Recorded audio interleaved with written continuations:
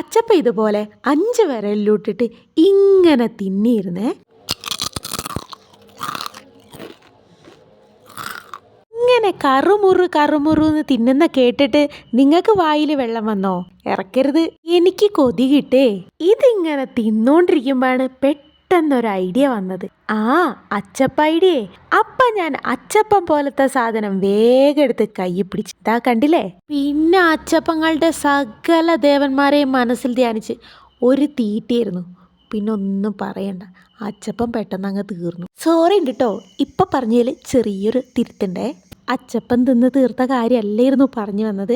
നമ്മുടെ ഈ കമ്മലുണ്ടല്ലോ, ഈ കമ്മൽ ഉണ്ടാക്കി വന്ന കാര്യമായിരുന്നു പറഞ്ഞു വന്നപ്പോൾ തീറ്റേൻ്റെ കാര്യമായിപ്പോയി. സോറി ഉണ്ട് കേട്ടോ. അച്ചപ്പം തിന്ന് അടിപൊളി ഒരു കമ്മൽ നമ്മളിവിടെ റെഡിയാക്കി എടുത്തിട്ടുണ്ടേ.